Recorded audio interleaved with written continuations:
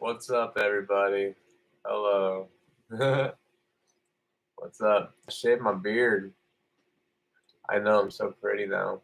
I'm sorry I sound tired. I just got done work. Pain in the fucking ass.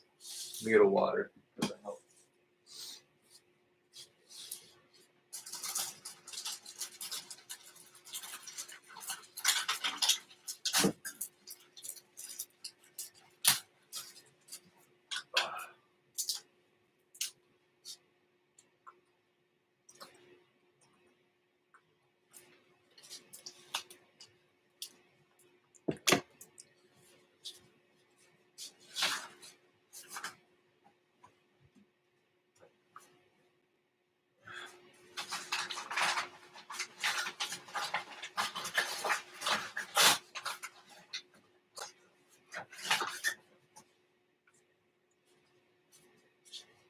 Oh boy, guys.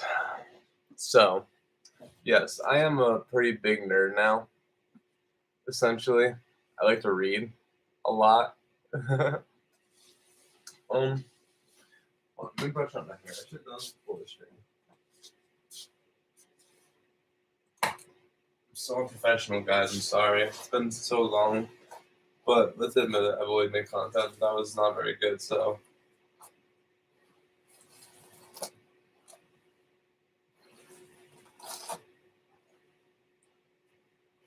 You know, you got thick hair, but it sounds like you're ripping fucking fabric. You're brushing it. Jesus Christ. Jesus Christ. There we go. Hair brushing.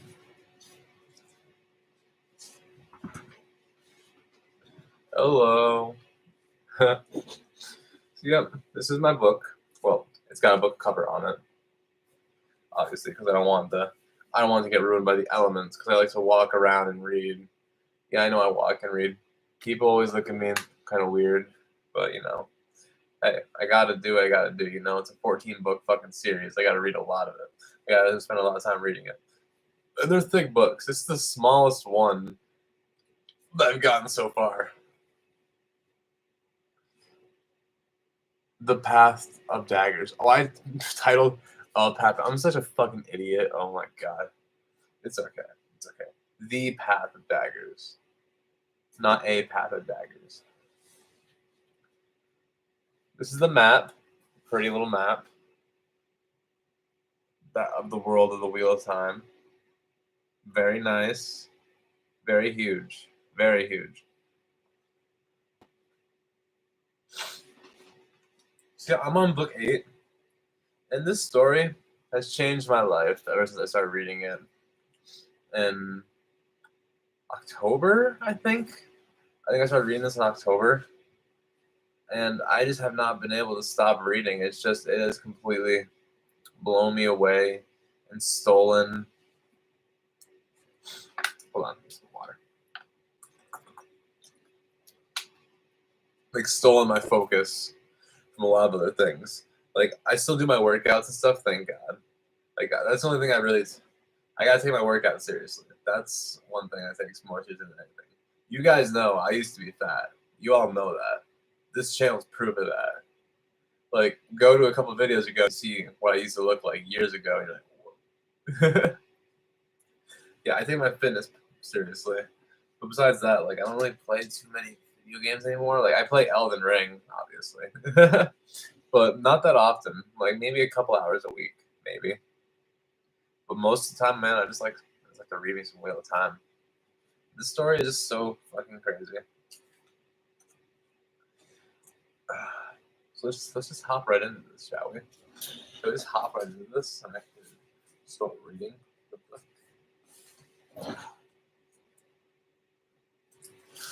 All right. This is chapter 20. Chapter 20. Into Andor. Elaine hoped that the journey to Camelin would go smoothly, and in the beginning, it seemed to do so. She thought that even as she and Avienda and Bergette sat bone-weary and huddled in the rags that remained of their clothing, filthy with dirt and dust, with the blood of the injuries they received when the gateway exploded. In 2 weeks, at most, she would be ready to present her claims to the Lion Throne. There, on the hilltop, Naneb healed their numerous hurts, and spoke barely a word, certainly not berating them. Surely that was a pleasant sign, if unusual. Relief at finding them alive, battled, worried on her face. Lan's strength was necessary to remove the seashell crossbow bolt from Brigette's thigh before she could be healed of that wound. But although her face drained of blood, and Elaine felt a stab of agony through the bond, agony that made her want to cry out, her water barely groaned through her gritted teeth. Tasha Condor, Lan murmured, tossing a pile-heeled quarrel made to punch through armor aside on the ground. True blood of Condor. Brigitte blinked, and he paused. Forgive me if I erred. I assume your clothes. You were Kandori. Oh, yes, Brigitte breathed. Kandori. Her sickly grin might have been from her injuries. Naneve was impatiently shooing Lan out of the way, so she could lay hands on her. Elaine hoped the woman knew more of the Condor than the name. When Brigitte had last been born, there had been no Condor. She should have taken it as an omen. For the 5 miles to the small slated roof manor house, Brigitte rode behind Naneve on the latter's stout brown mare, named Lover's Knot, of all things, and Elaine and Avienda rode Lan's black stallion. At least Elaine sat in Mandar's saddle with Avienda's arms around her waist, while Lan led the fiery-eyed animal.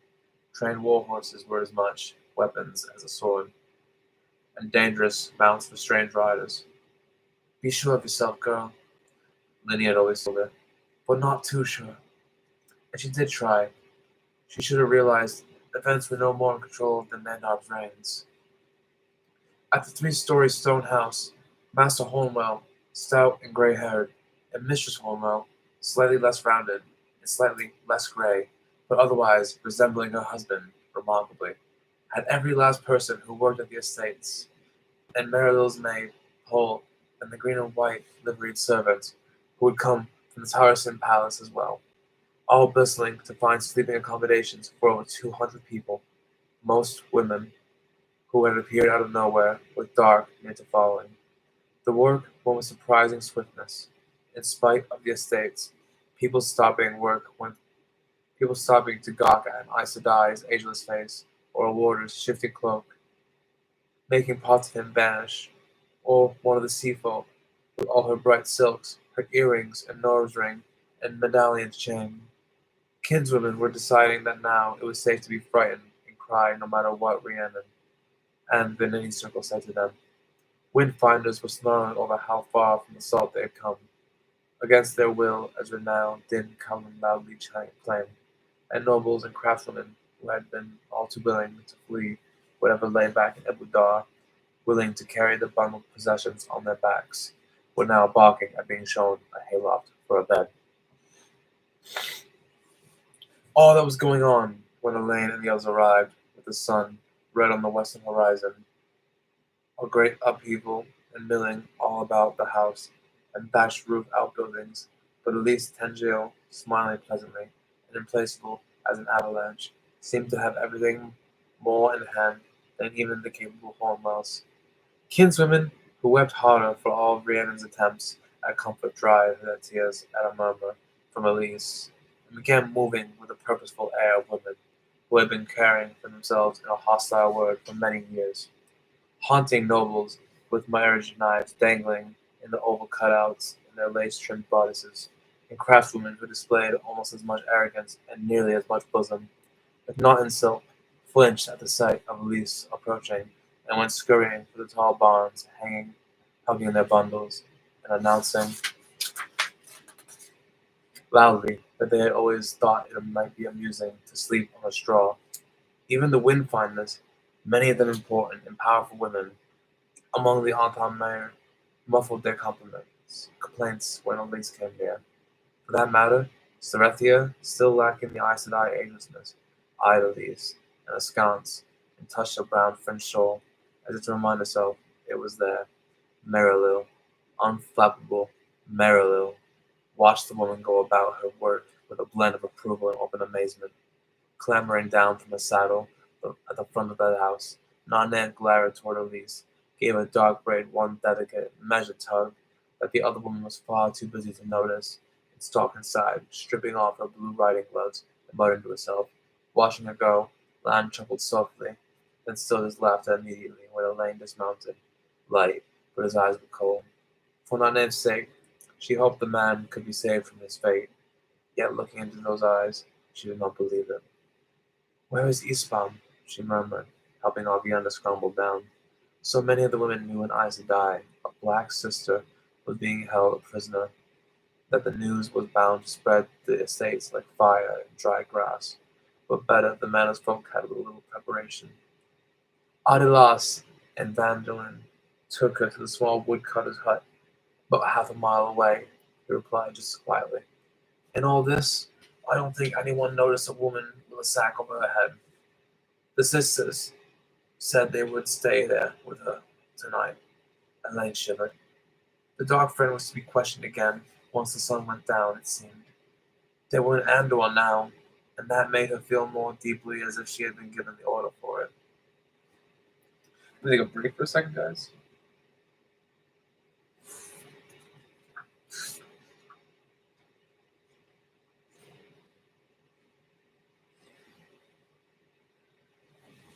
Get my phone.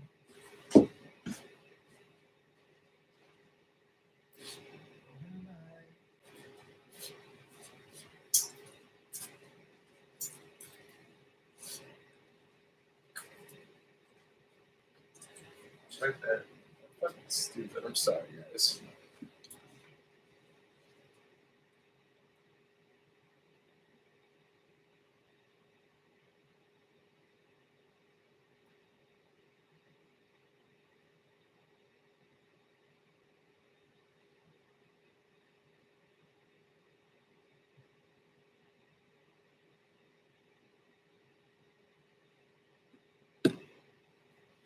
Alrighty.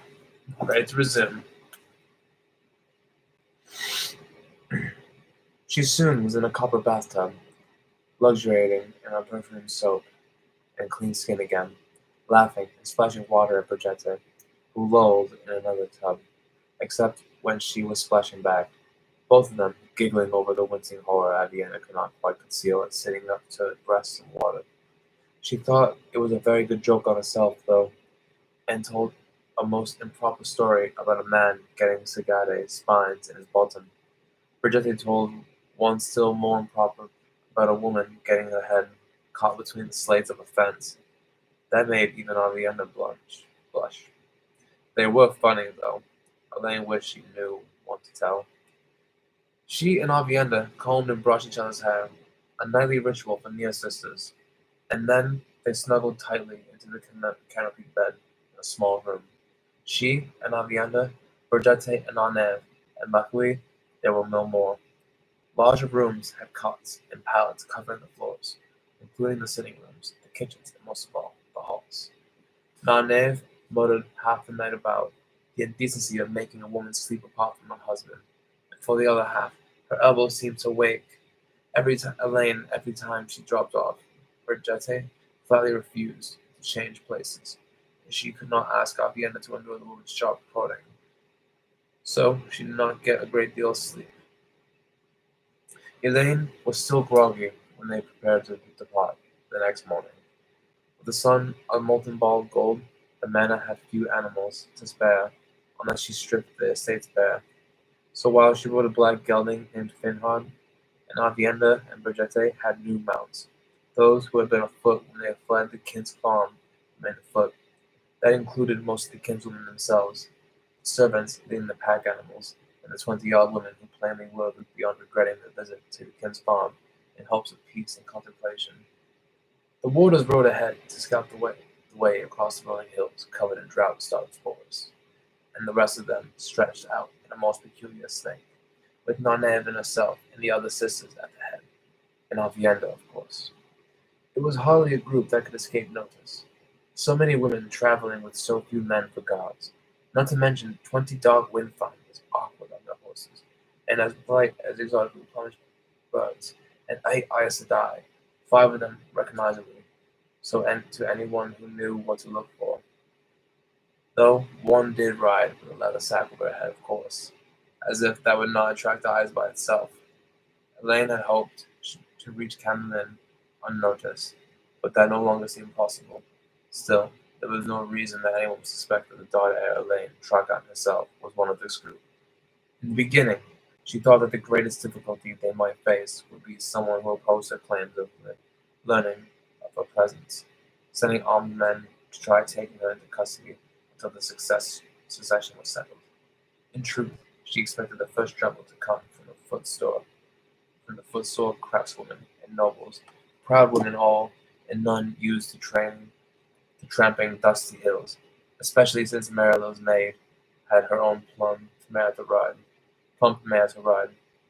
The few farmswives among them did not seem to mind too much, but nearly half the number were women, who possessed lands and manors and palaces, and most of the rest could have afforded to buy an estate, if not 2 or 3.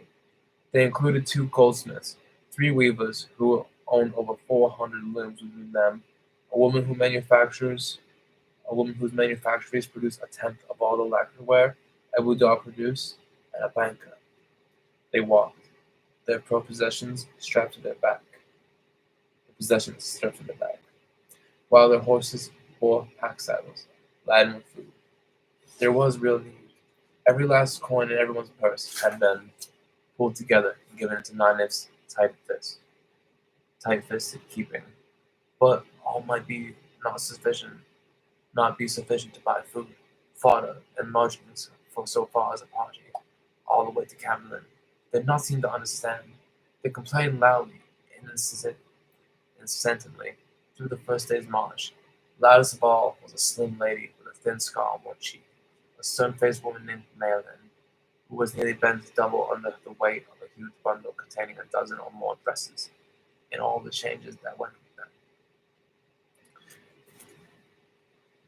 When they made camp that first night, with their cook fires glowering in the twilight, and everyone full of beans and bread, if not entirely satisfied with them, Maylene gathered the noblewomen around her. Their silks more than travel-stained, the craftswomen joined in too, and the banker, the farmer, stood close. Before Maylene could say a word, Rhiannon strode into the group, her face full of smile, linen, lines, plain brown woolens with her skirt sewn up to the left to expose bright leg to petticoats. She might have been one of the farm women. Sorry, I'm sharing my phone. She might have been one of the farm women. "If you wish to go home," she announced in a surprisingly high voice, "you may do so at any time. I regret that we must keep your horses, though. You will be paid for them as soon as we can be arranged. If you choose to remain, please remember that the rules of the farm still apply." A number of women around her gaped. Maylene was not alone in opening her mouth angrily. Elise just seemed to appear at Rhiannon's side, fist planted on her hips. She was not smiling now. "I said the last 10 to be ready would do the washing up," she told them firmly. She named them off: Gillian, a plump goldsmith; Nysel, the cool-eyed banker, and all 8 of the nobles. They stood staring at her until she clapped her hands and said, "Don't make me invoke the rule of failure to do your share of chores." Maylene, wide-eyed and muttering in disbelief, was the last to dart off and begin gathering dirty bowls. But the next morning she pared her bundle down, leaving lace-trimmed silk dresses and shifts to be trampled on the hillside as they departed. Elaine continued to expect an explosion, but Rhiannon kept a firm hand on them. Elise kept it firmer. As it ended, Melian and the others glanced, glared, and muttered over the grease stains that grew in their clothes. Day by day, Rhiannon had only to speak a few words to send them to their work. Elise only had to clap her hands. If the rest of the journey could have gone as smoothly, Elaine would have been willing to join these women in their greasy labors long before reaching Camelin. She knew that for a fact. Once they reached the first narrow, dusty road, little more than a cart track, farms began to appear. Thatched stone houses and barns clinging to the hillsides or nestled in hollows. From then on, whether the lands was hilly or flat, forested or cleared, they rarely spent many hours beyond sight of a farm or a village. At each of those, while the local folk goggled at the very strange strangers, Elaine tried to learn how much support House Trackhunt had and what concerned the people most. Addressing those concerns would be important in making their claims to the throne strong enough to stand, as important as the backing of the other houses. She heard a great deal, if not always what she wished to hear, and Dorans claimed the right to speak their minds to the Queen herself, and they were hardly shy with the young noblewoman, no matter how peculiar her traveling companions. In a village called Damelin, there were three mills sat beside a small river, shrunken to leave their tall water wheels dry. The square-jawed innkeeper at the Golden Shoes allowed as how he thought. Morghese had been a good queen, the best that could be, the best that ever was. Her daughter might have had a good rule or two, I suppose, he muttered, thumbing his chin. Pity the dragon reborn killed them. I suppose he had to. The prophecies are some such. But he had no call to dry up the rivers, now did he? How much grain did you say your horses need, my lady? It's dreadful dear, mind. A hard-faced woman in a worn brown dress that hung on her as if she had lost weight surveyed a field surrounded by a low stone wall, where the hot wind sent sheets of dust marching into the woods. The other farms around Bury Hill looked as bad, or worse. The Dragon Reborn's got no right to do this to us, now has he? I'll ask you. She spat and frowned up at Elaine in the saddle. The throne? Oh, Delian's as good as any now. Morghese and her girl dead. Some around here still speak for Nain and Elena. But I'm for Delian. Any lookout? Cameron's a long way off. I've got crops to worry about, if I ever made another crop. Oh, it's true, my lady, so it is. Elaine's alive. A gnarled old carpenter told her in a foreign market. He was bald as a leather egg, his fingers twisted with age, but the working standing among the shavings and sawdust that littered his shop looked as fine as any Elaine had seen. She was the only person in the shop beside him. From the looks of the village, half the residents had left. The Dragon Reborn is having her brought to Camelin, so he can put the rose crown on her head himself, he allowed. The news is all over. Tisn't right, if you ask. News is all over. Tisn't right, if you ask me. He's one of them black-eyed Islemen, I hear. We ought to march on Camelin and drive him back and all that Isle back where they came from. Then Elaine can claim the throne her own self, if Dylan lets her keep it anyway. Shit's getting good. You see, guys, this shit is just. I love these books. This author is so talented. The way he just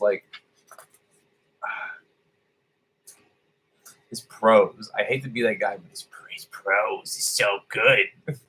He really is a beautiful, beautiful way of writing, and he just can just really paint a picture for you in your mind. And I've never really had this sort of experience with an author before, where he's really been able to paint out that image and really look at how much is in it. Look at all this. That's exposition. There's so much exposition in these books, guys. But it's worth it. The exposition is so needed for these books to work. A lot of people don't like to read exposition. I do like to read exposition. Let me read. I'll read one more page for you guys, okay? I'll read one more page, and then I'm going to hop off for the night. I'll read the rest for myself. Elaine heard a great deal about Rand, rumors ranging from him swearing fealty to Elida to him being the king of Ilion, of all things. In Andor, he was blamed for everything bad that happened for the last 2 or 3 years, including stillbirths and broken legs, infestations of grasshoppers, 2-headed calves and 3-legged chickens, and even people who thought their mother had ruined the country and an end to the reign of House Dragon was good riddance to the round Althor, an invader. The Dragon Reborn was supposed to fight the Dark One as Shire, and he should be driven out of Andor.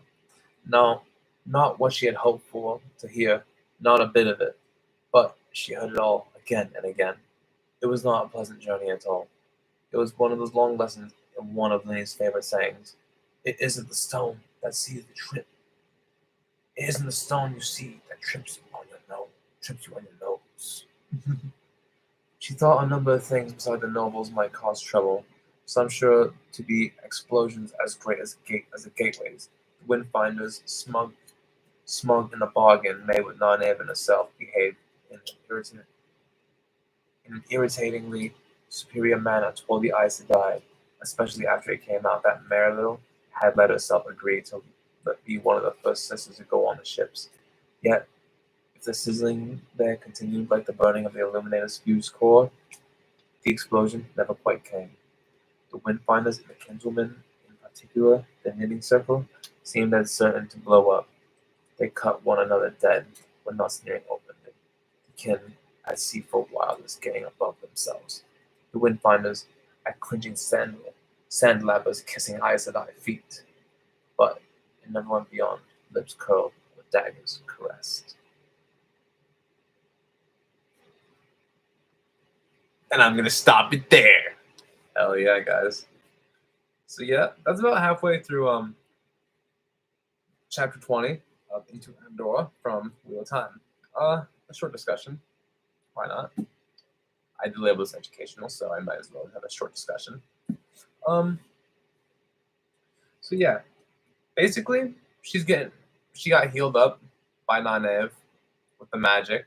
She had the power used on her, Saidar, with the girl magic to heal her because Elaine, Avienda, and Bergette, who is Elaine's warder, and Avienda is Aiel from the Wastelands to the east.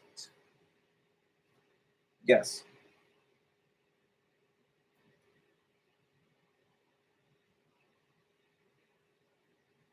Yep, to the east is where the Isle Waste. Sorry, I had to make sure on my map.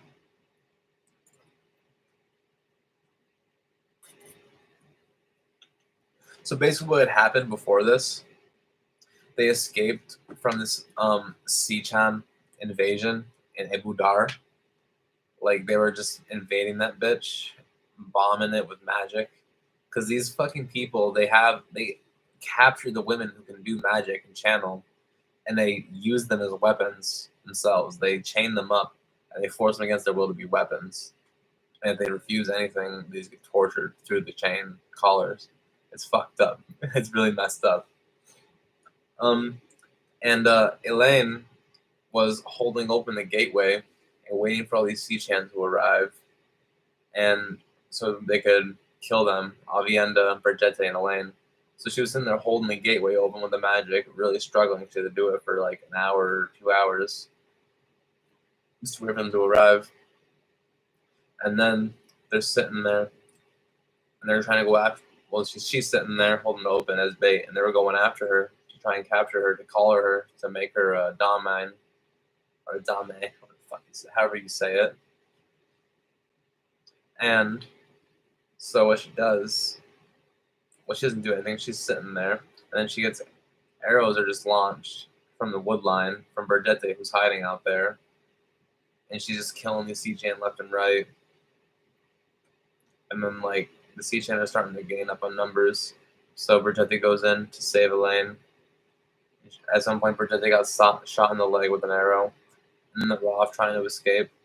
And Elaine, Elaine, let go of the weave. And this is super dangerous because they don't know what's going to happen if you just let go of a weave. You have to be very careful on how you channel and touch the pattern. So she just cuts it off, and then everything goes white. It was just like a explosion, and it launched them. And it really messed them up. It killed their horses. Their horses' backs were broken. The horses' backs were broken. Elaine was all cut up and covered in blood. Avienda and Bergette were too. They had broken bones. It was super gnarly. And the Seachan that were all there, they were just burned out of existence completely. There was not even evidence of them. And the meadows that was surrounding the area where the gateway was completely just obliterated, blackened. It was epic. Yeah, and so in this chapter, it seems Elaine is making her way back into her kingdom to take back her throne, or to take back the throne left for her from her deceased mother. She's not dead. She's just really boring to read about. She's off chilling with some white cloaks for some reason. Yeah, it's not great. I don't like reading about Morghese. Those are really boring chapters. I haven't had one in this book yet. Thank fucking God. Alright guys, well, that's going to be it from me. I hope you enjoyed this. If you want more of stuff like this, just let me know in the comments. Make sure you like and subscribe and come back for more. I'm going to be streaming very often and making videos pretty often too. I appreciate and love you guys. Keep coming back. Young Boy out.